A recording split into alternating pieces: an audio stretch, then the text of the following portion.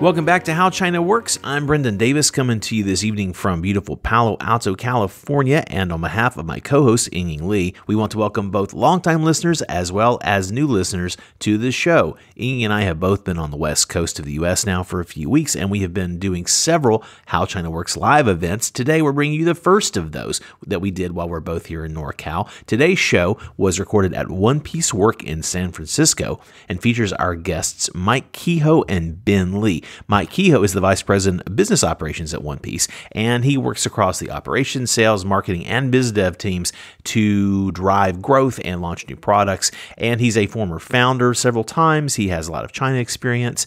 And Ben Lee has a pretty extraordinary background herself. She has a master's in accounting, and she's worked in business and social innovation since 2001. She's worked with Fortune 500 companies, startups, management consulting internationally, and she's very focused on all kinds of things, especially social innovation and impact. And this was a really great show. We really enjoyed talking to both of these nice folks, and we're excited to bring you this show as well as some of the other ones we have coming up. Additionally, we have a lot of bonus materials that we recorded that I will be able to share with you in the next few weeks once I have time to edit all of this. We have video testimonials from guests at the events.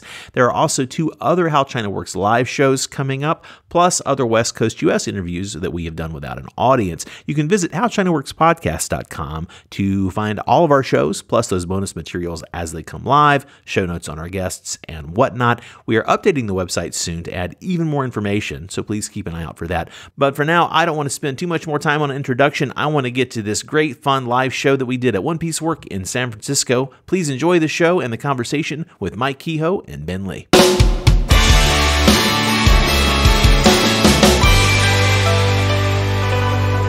All right, welcome to How China Works at Onepiece Work in San Francisco. I'm Brendan Davis. I'm Ying Lee.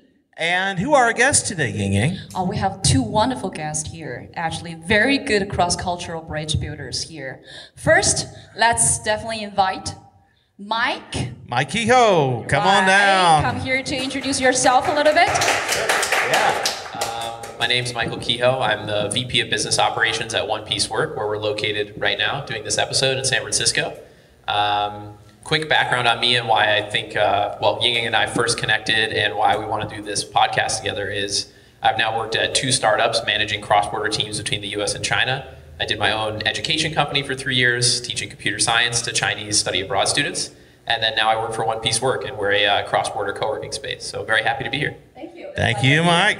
All right, and our second guest speaker is Ben Lee. Welcome. Come on down. Here you go. And we'll say hi, then we'll have a seat. But let's say hi. Thank you. Thank you, everyone. Thanks for having me, Brendan and Ning. My name is Ben, and I run my own company called US-China Social Innovation Consulting.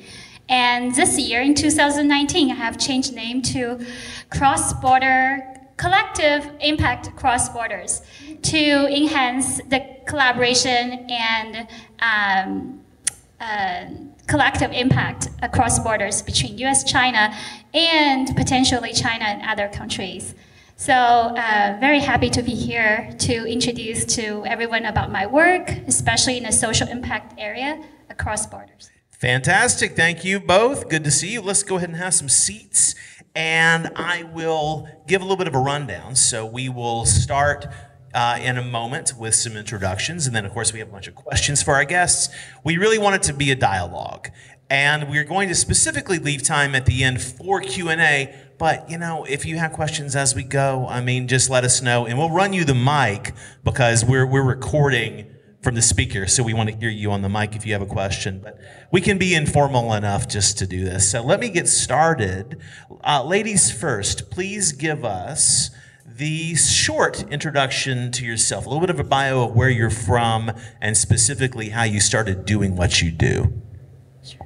Thank you, Brandon. Glad to be here again. And I actually started my idea back in 2015 after being working and volunteering in the social impact and nonprofit sector for about 10 years. I came here in 2001 as a college student and got my master's degree in accounting and started working for Big Four accounting firms, consulting firms, corporate America, Fortune 500, and some startups. And meanwhile, I feel a big part of my heart is in social good, do something for the society, for the community I live in. So I did spend quite some time after work to look for causes and issues that I care about. So I volunteered for quite a few nonprofits that focus on international affairs, like World Affairs Council, and women's issues like young women social entrepreneurs and Women MBA San Francisco, and actually quite a few others as well. And overall, I just want to actually contribute more to the society. And then by integrating my business background and experience, I was looking for something intersection. And back in 2011, Impact Hub San Francisco was established here, as well as Social Impact, SOCAP, which is social social capital markets, and which was an intersection marketplace for impact investors, social entrepreneurs, and foundations. So I started to volunteer for them in 2011, and I started working for SOCAP in 2012, and gained a lot of experience as well as inspiration and connections from that experience, and then started thinking about what I could do, what I could add value to this sector. And especially given my cross-border background, given my business background experience, as well as passion to give back to the society. And I think social entrepreneurship platform for social good cross borders is the perfect. Very good topic, social entrepreneurship. And we're here also with Mike. So both of you are invited to be here, sharing your innovative ideas to build bridges together. But exactly like you just talked about it as a Chinese American here and living in the multicultural community, and here Mike as an American working with Chinese here in the Bay Area. Tell us who you are, Mike. Tell us a little bit about who you are. What do you do right now? Sure. I guess kind of the niche I've found myself in over the last 5 years is working with Chinese companies that operate in the U.S. I'm still in the U.S. work environment, but usually my teams are over 70% Chinese, which was the same for my past startup and this one. So I'll give a quick introduction on the last two companies. So, my first involvement with China was I studied abroad there, just as many people that have Chinese experience in the U.S. for the first time is coming here to study. So I studied for a semester in Shanghai, but surprisingly to a lot of people, I actually have not lived in China for very long. So the longest continuous time I lived in China was 4 months for one semester. So I actually just go back and forth and spend a lot of time with Chinese in the U.S. I then went back another time to study in Guilin, of all places. People always think it's kind of interesting. I went there to study Mandarin, but there's an excellent school there, and there's no distractions. I studied in Shanghai. It was very hard to study. So went back to a smaller town to study intensive Mandarin, and then I came back and co-founded BitTiger, which was an online education company that used live streaming through Zoom, which could broadcast to China pretty effectively. And we taught mostly Chinese graduate students coming to the US how to get their first computer science, like software engineering job. So a lot of them would come, they'd have really good theoretical background, but didn't have practical skills like how to actually do coding projects. And kind of the opportunity we found is there's a lot of really successful Chinese engineers in Silicon Valley that are excited to teach the next generation of students. So you'd get these engineers at Google who are now, senior engineers, staff engineers, and they're just 5 or 6 years ahead of their, the students coming behind them. And they were excited at night. They would do extra work at night. We paid them, but they would be taking on an extra job to tutor the students on practical, both projects and then how to pass the algorithm test when you have to go up to the whiteboard and solve algorithms. So that was an awesome experience. We ended up opening an office in Beijing because we had increasingly more customers in China. The startup didn't work out, unfortunately, long term, as is the case with many startups. So we didn't end up continuing it after 3 years, but it was an awesome experience. It was my first time managing a true cross-border team. And then that got me introduced to this company where we are right now, which is Onepiece Work, which is founded by 2 Chinese immigrants who came here to study and then stayed, right? And so that's a common story. And they are trying to build, what started as just a co-working space product, but is now evolving into a sort of total solution hub for international businesses that want to expand across borders. Mostly US to China, China to US, but we hope in the future it's more kind of universal. Either, it could be Europeans going to China. The hubs will still be US-China, but it could be, Latin American companies going to China, European companies coming to US. I think there are specific things to, Chinese companies coming here, but any international company expanding often has a lot of the same issues, whatever their cultural understanding, all that. So we're hoping to branch that out to others. But yeah, my interest area is, being bilingual and having worked across the 2 cultures, how can I add value to companies that their business strategy is based on being cross-border? Yeah. Very interesting topic. So we'll back and forth getting you two to share this amazing story. I'm sure there are a lot of amazing stories involved with your cross-cultural experience. So let's focus on talking about the challenges first, because you both have a lot of cross-border engagement with both China and outside the world, right? So we want to start straightforward to the challenges you guys are facing, in particular your sector right now. What other things you're facing? Not particularly challenge, probably concerns that you want to raise for our audience, for them to pay attention to, so that they can do better in this kind of work in the future. So just give us like one for each example, and we go from there. I can start. That's a really good question, Ian, because in the work that I do, social impact sector, there's a huge knowledge gap between the 2 countries.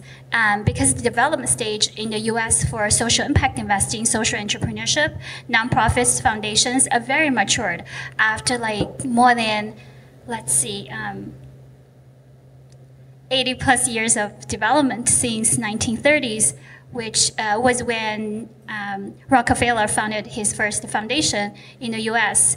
And then that started the new phase of philanthropic era in the US in the modern history. But in China, this sector was mainly managed by the government in the past 50, 60 years, until the last 10 plus years. The nonprofit sector started to realize that there's so much more work needs to be done. So, and we need to involve more parties, more players into the field.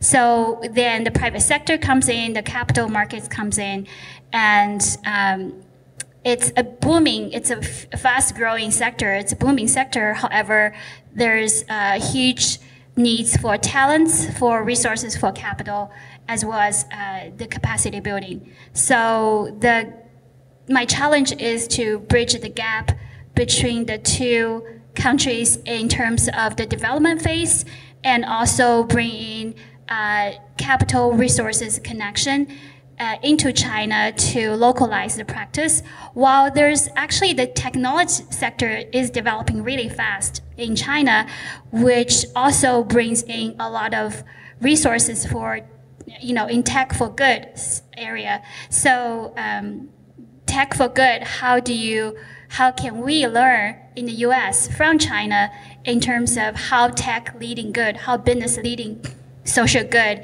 is a very interesting question, and also being proposed a lot by my friends in the social impact sector in the US. So. Yeah, so back to so the question was, what are some challenges in my sector, or, okay. Yeah, I would say, if I'd say my sector is just managing cross-border teams, and I get approached for advice from larger companies too. So, there's a lot of large Chinese companies very aggressively trying to expand abroad because the Chinese market is in a slight slowdown, or they kind of see the writing on the wall that they need to go abroad now before it's sort of too late. There's a lot of communication challenge, right? I know this is you and Brendan's specialty.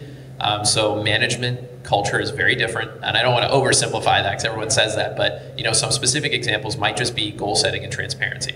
So something that a lot of companies have trouble with when they come here is they sort of transpose a more sort of top-down heavy approach where the CEOs in China are extremely hands-on in a lot of details. So like down to getting budget approval for a $10,000 or $15,000 expense. At a several hundred-person company, you'd think it's small, but in the procurement process, right, it's super slow. It goes through many, many layers, and then when they try to transpose that here, it's extremely frustrating for the local team.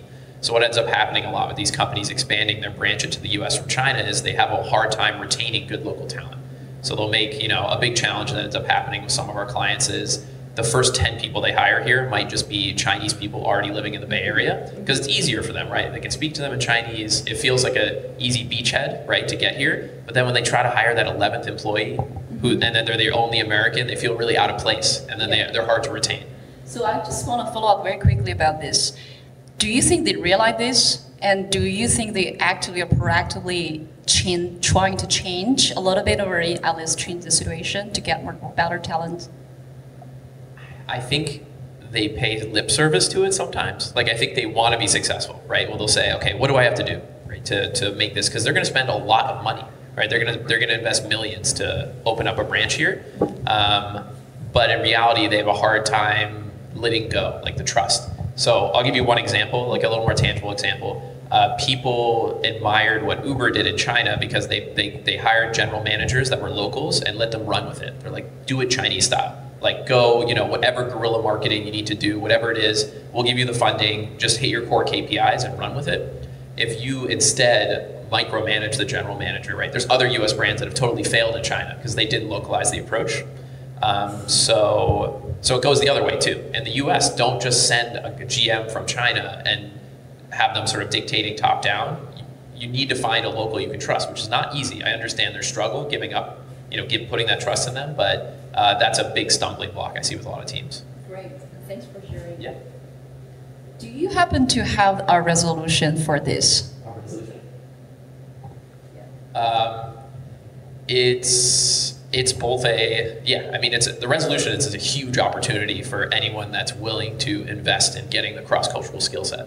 So, you know, I was able to get this job here because I already worked in a cross-border team, and the founders here, Vicky and Wei, were excited to have someone that they could trust in a management position that would understand them. Mm-hmm. I mean, they're more familiar with America than other, you know, they've been here 10 years, but, you know, I interviewed with other large, I won't name, but the solution is you need to find those people, right, that can bridge both, but it's hard, or they have to be willing to even give a more leap of faith and even hire an American that's not bilingual, but who understands the market. And that might be more on them than to be good at English and come here and spend time, you know, spend several months interviewing people. Mm-hmm. That's it. So I guess the resolution here is don't underinvest in recruiting. I think a lot of them just kind of want to get it done, right, and just get started and start making sales. But the point is the time cost. Well, no, even just the time cost of a bad hire. Like, it's worth spending months and months and months getting that first GM, even if it delays your launch plan. Because if you launch with a bad one, untangling that mess later, because they're going to hire all the people after them, right? So I would say do not underinvest in recruiting. Send the CEO, whoever runs that business unit, to spend months there interviewing people, getting to know them, because it will definitely pay off in the long run. That's a pretty good strategy. Thanks. So Bean, could you share with us can I tag on what Brandon was sharing? Sorry, Michael was sharing.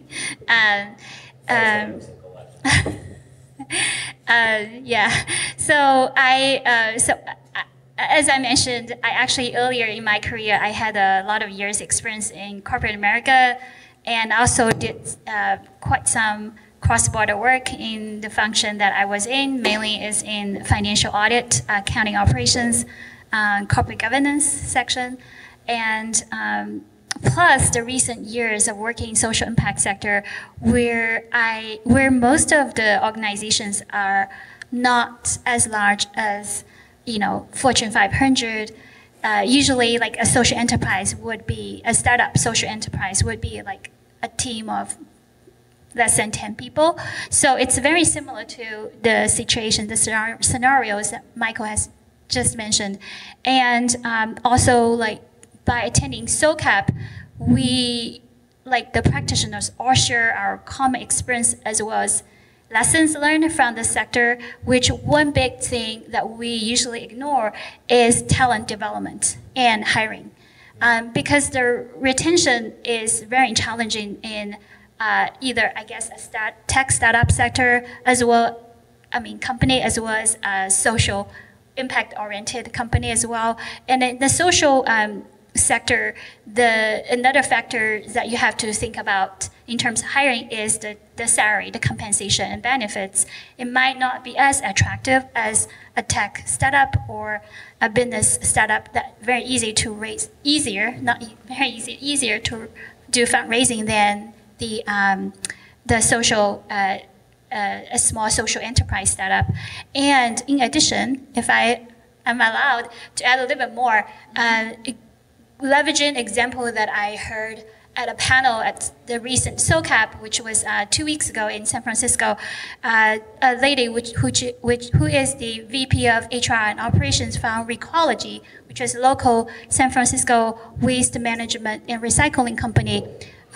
She shared her 30 years of experience of managing team, which they used a more cooperative type of legal structure for their company to integrate and involve the employees into the management process and make them feel because they are part of the company, that this ownership is what motivates them to work and to enjoy, the working process, as well as the continuing to develop their contributing to the company's growth. So I think that you mentioned the trust, you both mentioned trust, as well as the talent development and continuous hiring, the key positions, as well as giving ownership to the employees are very important things. I was wondering specifically something that comes up a lot, and let me get a quick show of hands. Who's involved in the audience? Who's in the cross-border business side of things? Anyone? Specifically cross-border business, academic, anyone involved in social impact enterprises? Hello, please join us. So one thing that we've noticed a lot, especially in me being a foreigner in Beijing, is, and this comes up a lot in the entertainment business, because China Hollywood is sort of the main area where I work. And 10 years ago, the foreign expert, was still very valued and would get to come in and would have an important role to play, because they would often have expertise that no one local had. And about 5 years ago or so, that person, he or she was still valuable, but they became more of a trainer of the local folks as well. And nowadays, if you're not an absolute rock star in your space or your sector, there's not a seat at the table for you. So I'm wondering, specifically, I think we're maybe on spot to Mike, but weigh in as well, we leave.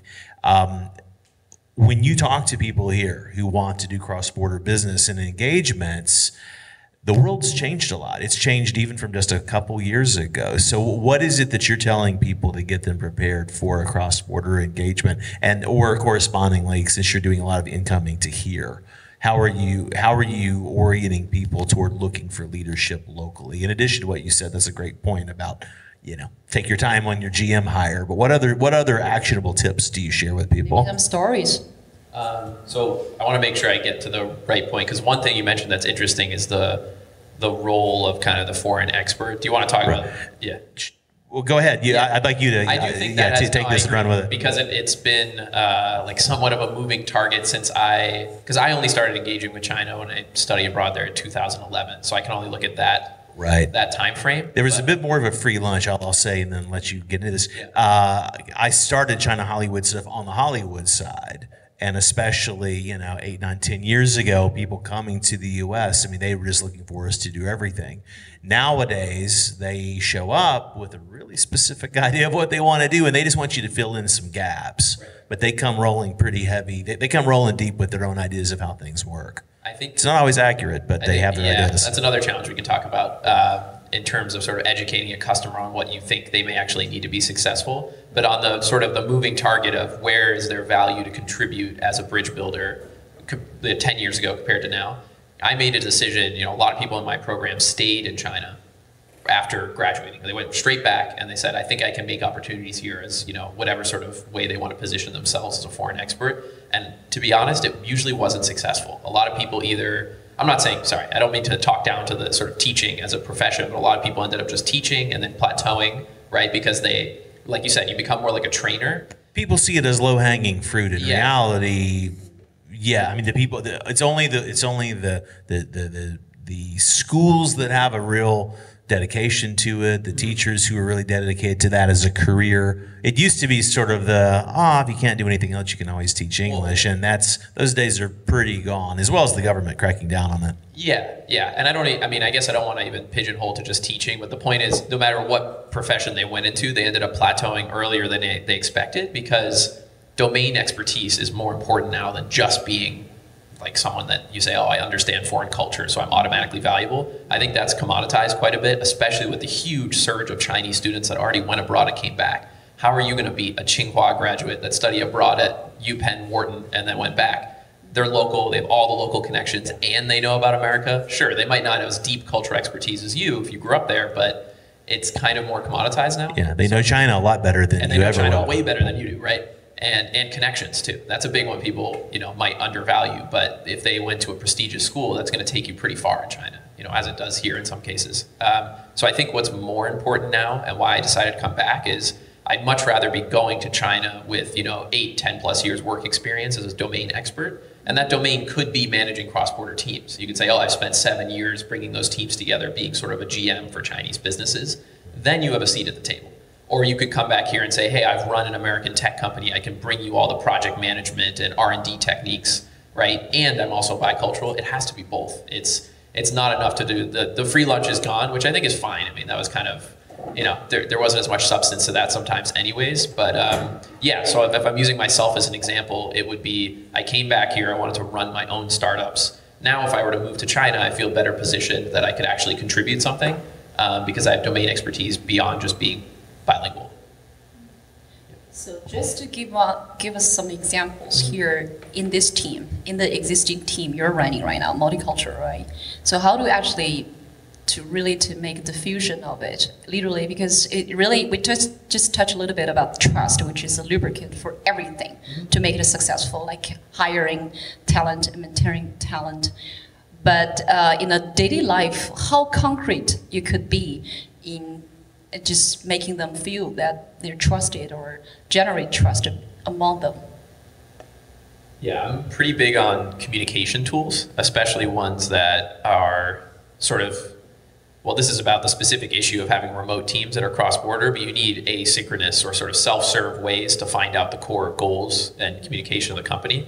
So, a system I use that's not unique to us is like an OKR goal planning system. So it's a central, very public, very transparent goal setting system where every person on the company knows what every other team's KPI is, right? And this might seem like a very dry, kind of simple system, but it's hugely important when otherwise priorities can very easily be miscommunicated.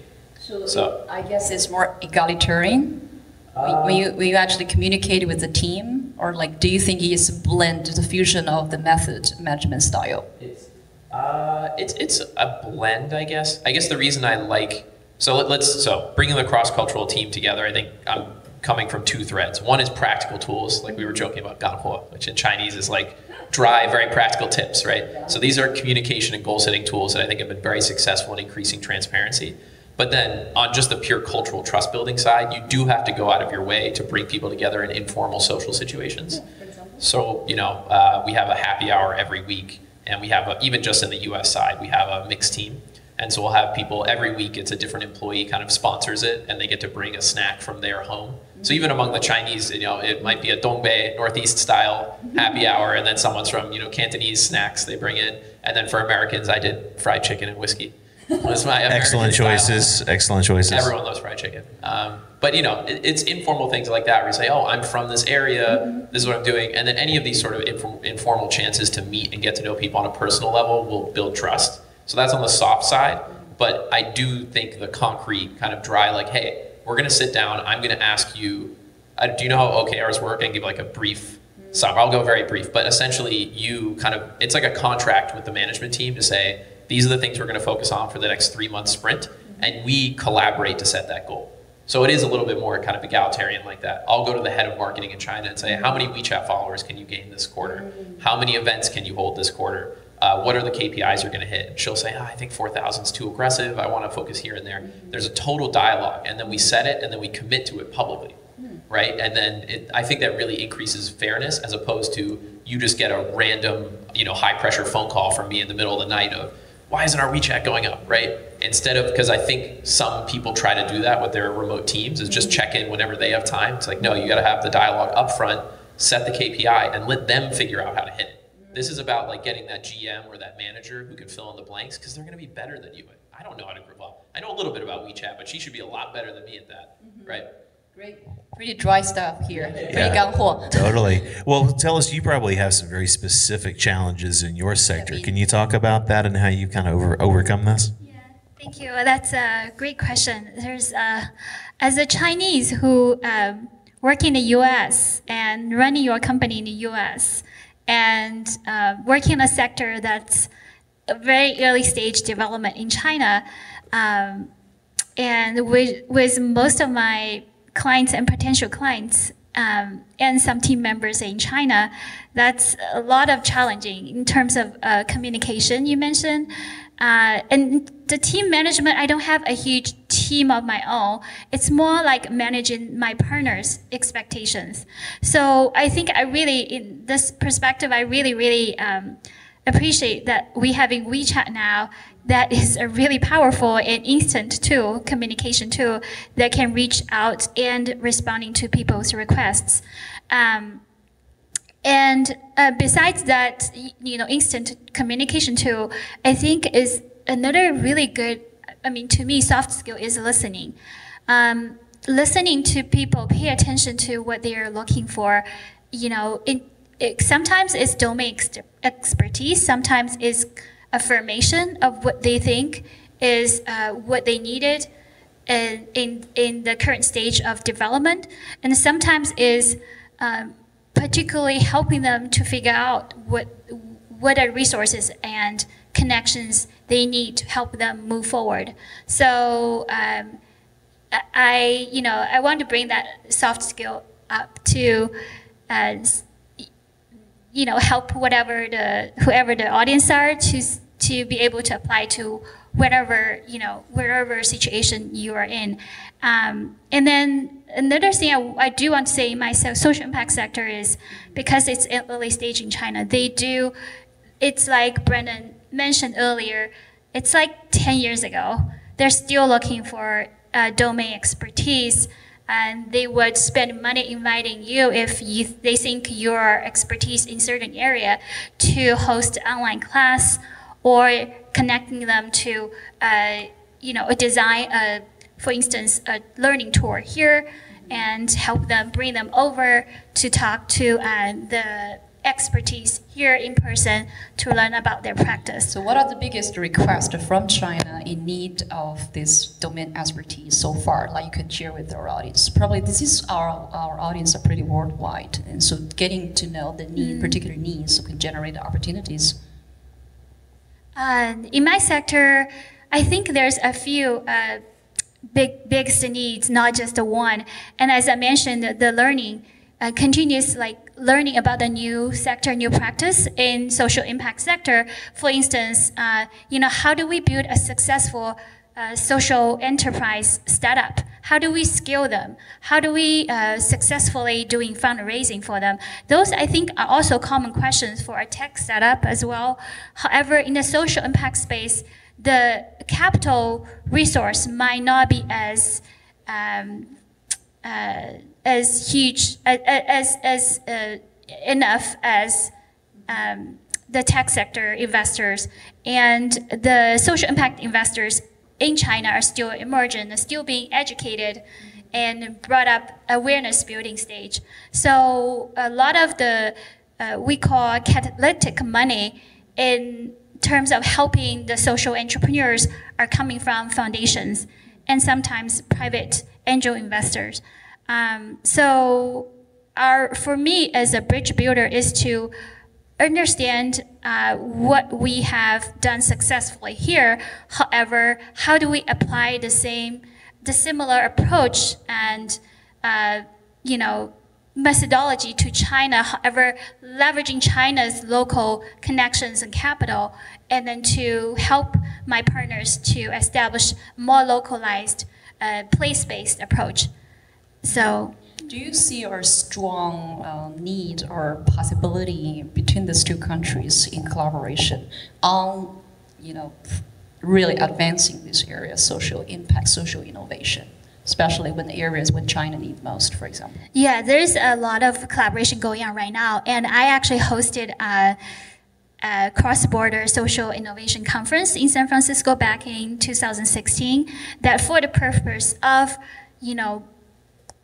cross-borders collaboration So and how are also response from blur here, the from San boundaries. Francisco? How are the responses?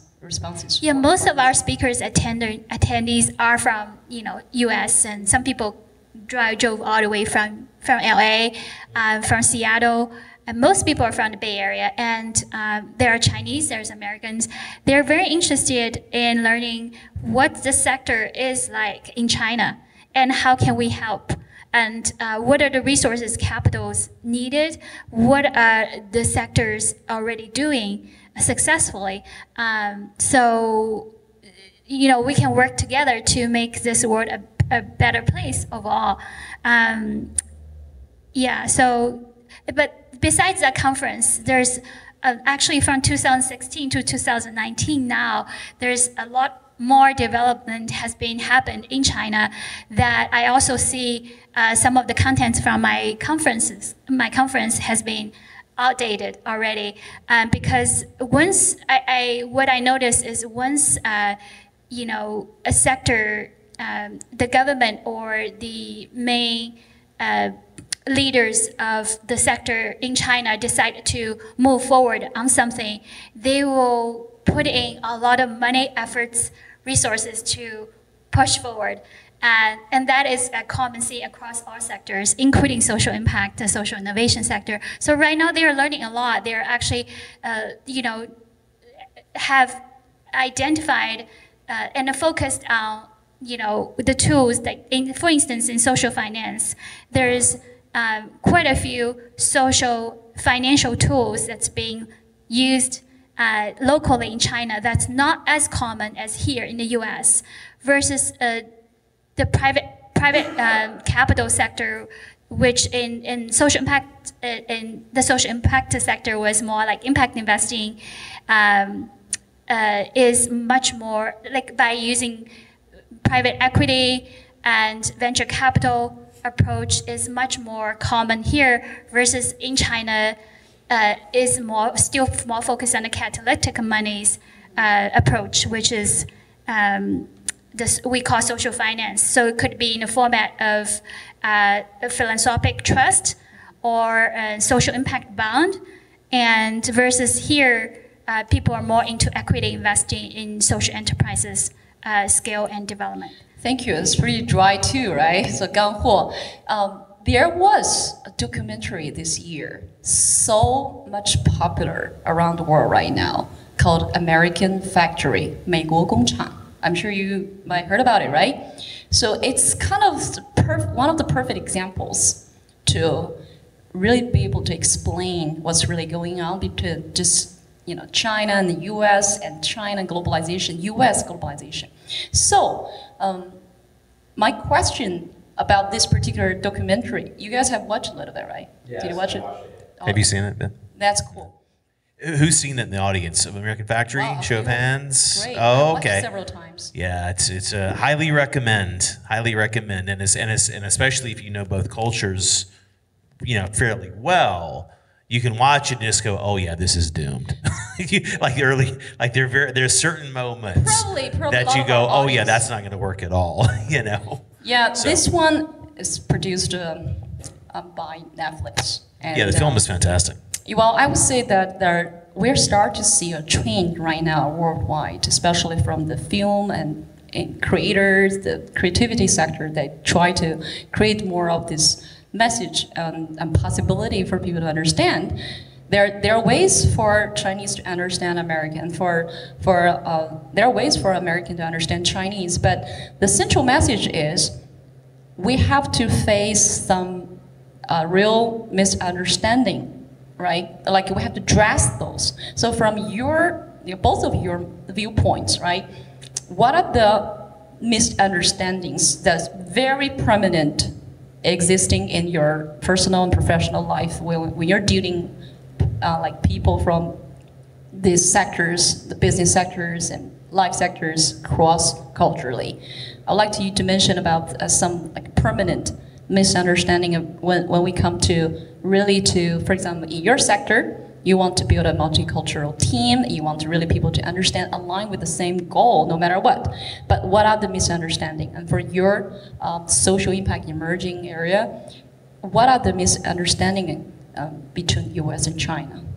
Right. I mean, and if I can add to the question, we're going to set a record for longest question. I think this will be it between the two of us.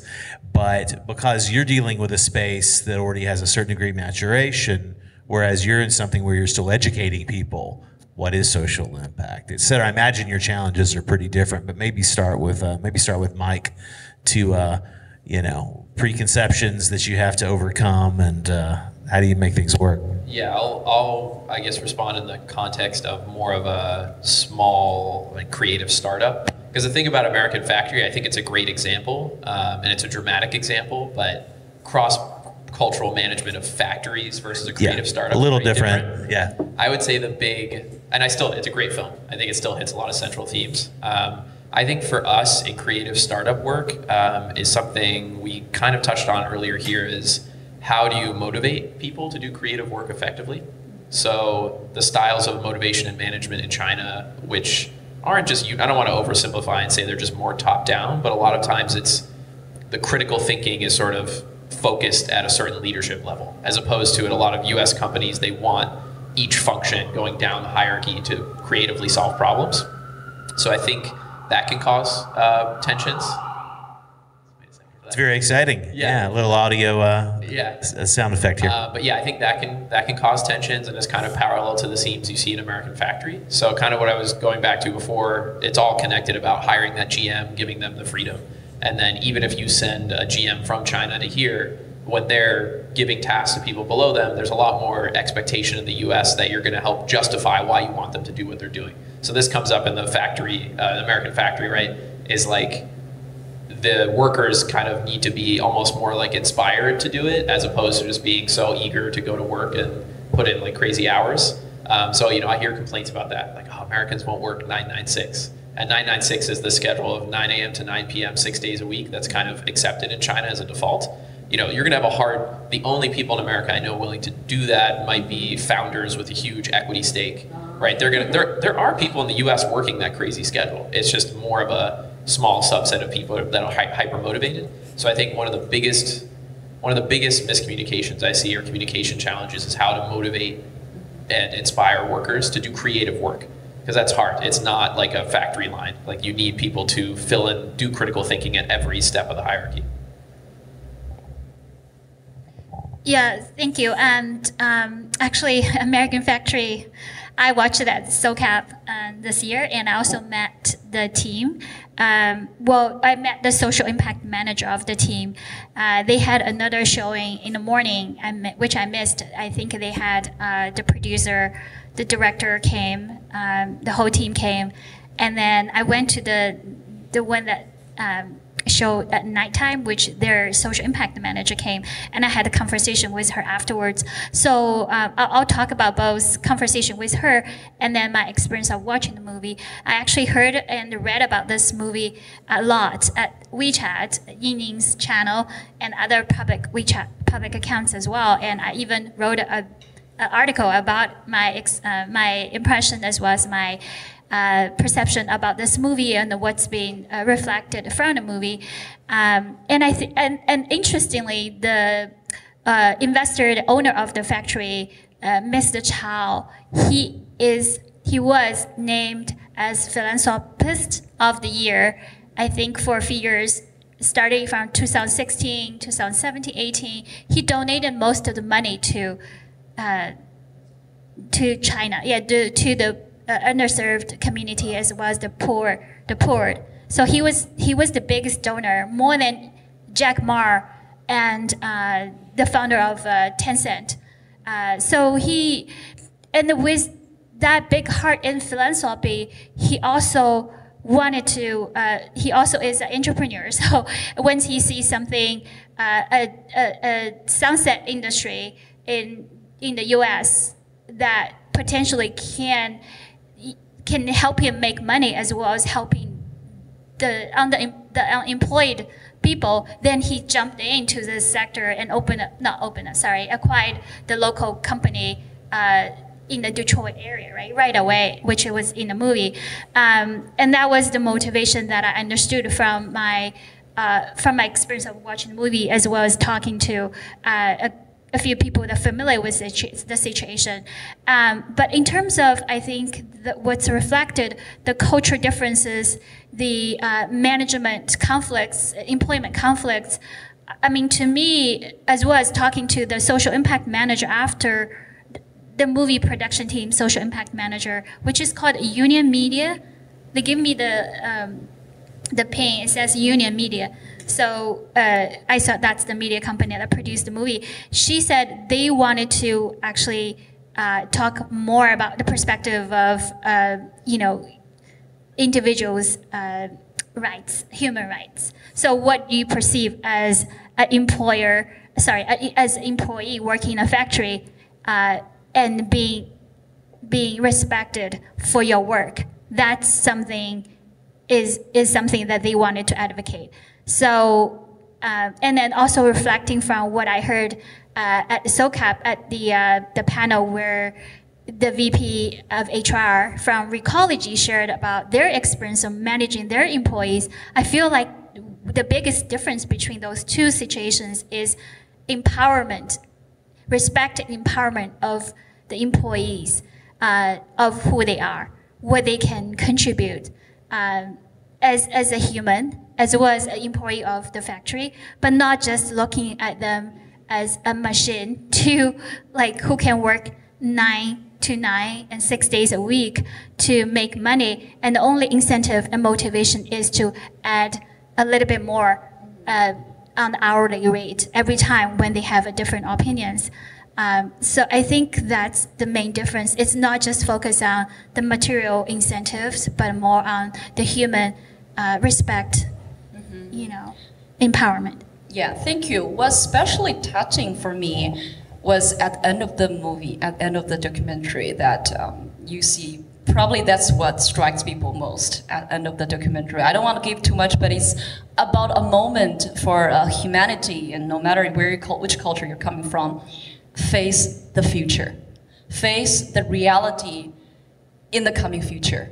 So all together, no matter what we do, where we talk, in which culture, like human, future, collaboration, that's probably the only way we can come out with, thinking about our future and for future generation. That's exactly why, like how China works. Again, we are here, right? And across the Pacific, and all the way from Beijing to San Francisco, what we do here is with the goal of helping Chinese go global and helping the world become China smart.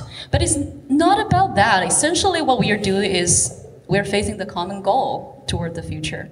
That's why we're so glad, we're so really, really grateful at this moment now to have you to share this amazing but important cross-cultural messages with our audience. With that being said, thank you so much again. Yeah, do we have any questions for our fine guests? I'll run the mic out to you. Does anybody have any questions? Yeah. Yeah, this one's for Mike. Specifically, like for a U.S. company entering into China, what do you think are some considerations when choosing an office in Shenzhen versus Shanghai versus Beijing? Good question. I assume that this is mostly, well, it kind of depends on the company, right? So I'll go through a couple factors. There'll be a talent factor. This is the same thing, by the way, that I would tell a Chinese company where they're going to locate in the US. It's the same list of factors. So what kind of talent are you trying to maximize for? Are you a hardware company? Obviously got to go to Shenzhen for the best talent. Are you a company in media? I'd probably recommend Beijing because you're going to need to be close like a lot of the media industry is there, and the media is also kind of closely connected with the government, so you're going to want to be there in case you have to do any collaboration with the government. So yeah, so first is kind of what kind of talent you're going for.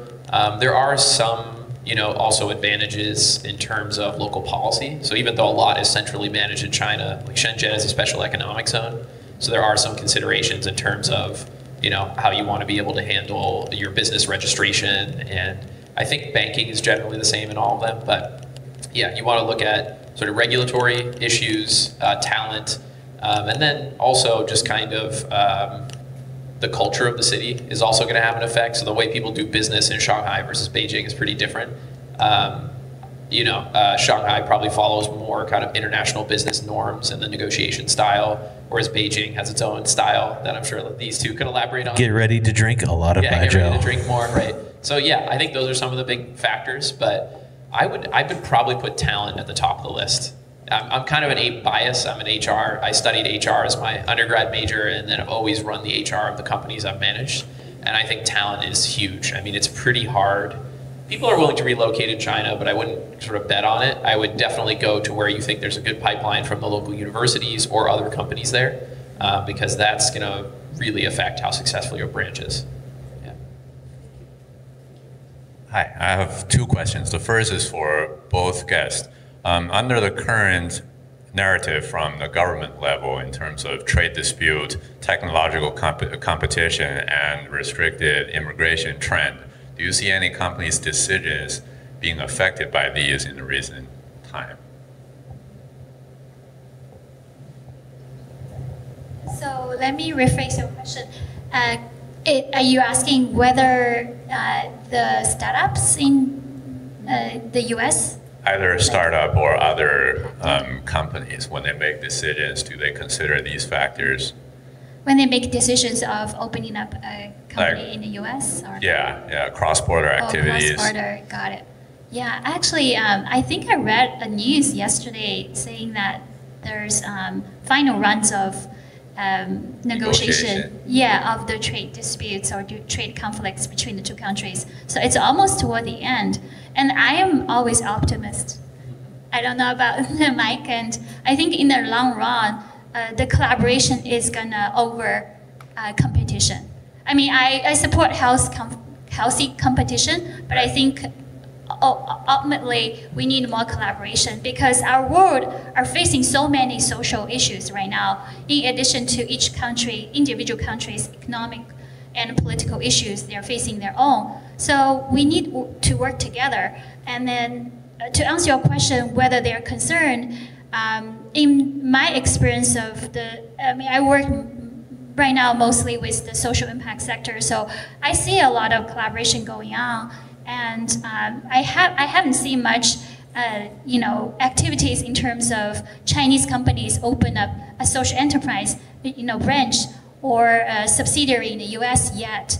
But I've seen social impact investors from the U.S. invested in China, or social enterprises, looking for their market in China. And then to me, they're very similar to the attitude that I've seen when I talk to a regular investor or entrepreneur from the tech sector and other sectors. There are certain things during the last 2 years of trade tension. There's certain things definitely impacted. It's more from the mindset, less from the tangible, taxation or custom or the price or even the cost. I see more on the mindset. People are getting panicked because, same as you, they don't know what's going on in the future. Right. But now, things going up and down, and now going back to back to normal. And then I hope that will help them to increase their confidence of doing business across borders, no matter from which end. So the question is, do you think companies are changing their expansion plans based on the current political climate? Right, or uncertainties overall. Yeah, I do think it depends what direction, like US-China, China to US. I do think people that were just kind of generally interested but didn't have a specific go-to-market plan, I think are just waiting because the risk is too high. But especially consumer products that always had a plan, and there's more of a set playbook for going into China. I think are still doing it despite the problems. Right. So like as an example, like we've been approached by high-end makeup brands in the U.S. that can go, there's a pretty well-trod path to get on Jingdong, like JD.com, Sure. and be a premium retail product there. So I think some of the ones where the playbook is more set, and there's a pretty mature industry to help them enter, a consulting industry there to do it. I think they're still going, but then take like VC as an example. There was a lot of VC action of US going into China, and a lot of VCs would just kind of open a branch there pretty aggressively. Now I feel like a lot more of them are waiting to see how it shakes out, because finance especially is being tightly watched. Okay. Like everyone here, or a lot of people here probably knows the CFIUS regulations about capital inflow and outflow from China to the US. Sure. A lot of VCs are kind of waiting and seeing, because even if you can make a good deal in China, you might not be able to get your returns back, right? You can't even bring the capital back to your LPs. So it depends on the industry. Yeah. Thank you. Thank you. My second question, I guess, is more for Ms. Lee, because you are more involved in the social and philanthropical efforts.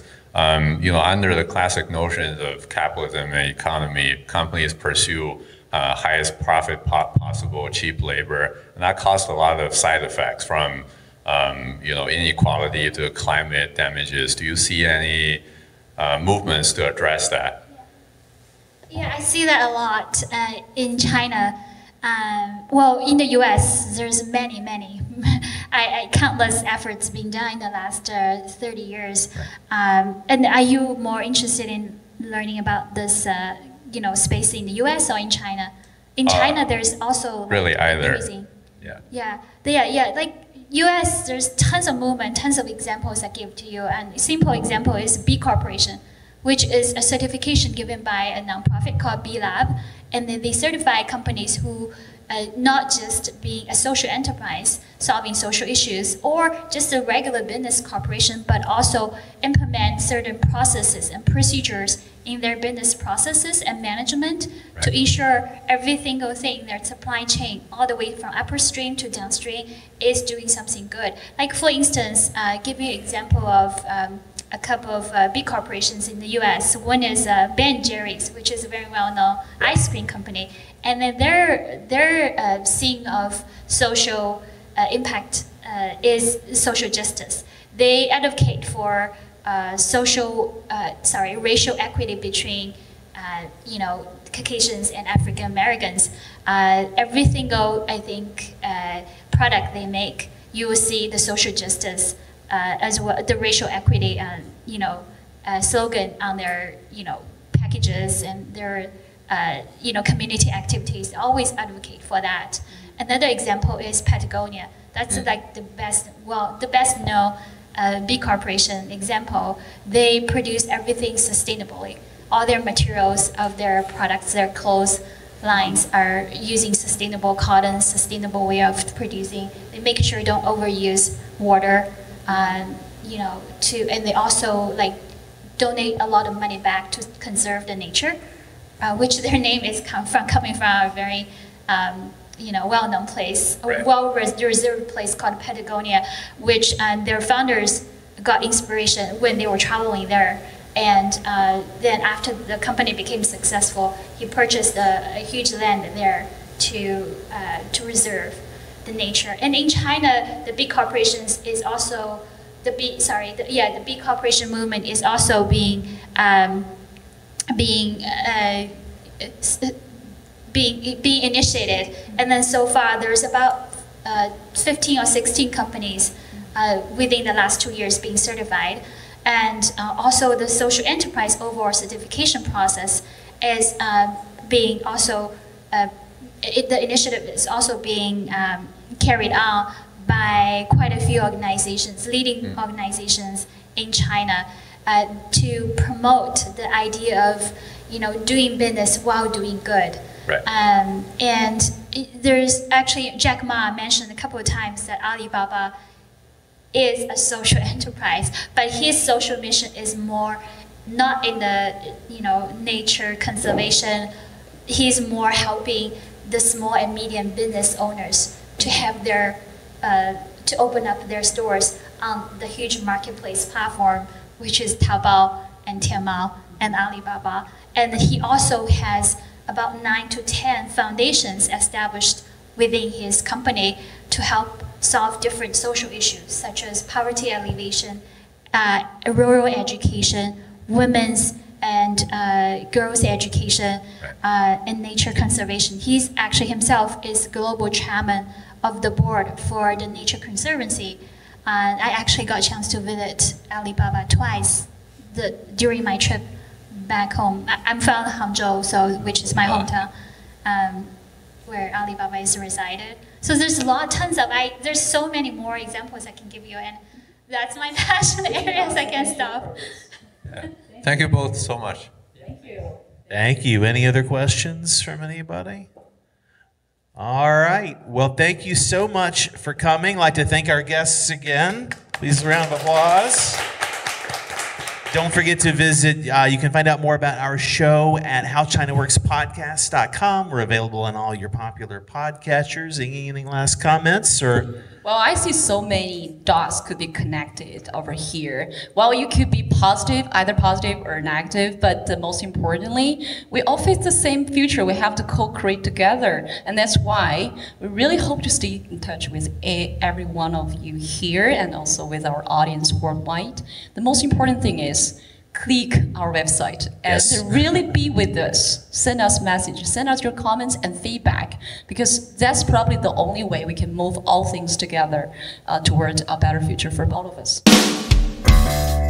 All right, that's the show this week. Don't forget to visit howchinaworkspodcast.com, where you can find out more information about these guests, about this show, find all of our other shows. You can contact us via the contact form. Visit us on the socials, share the show, do what you got to do. Thank you for listening. On behalf of Yingling Li, I'm Brendan Davis, and we'll see you next week with more How China Works.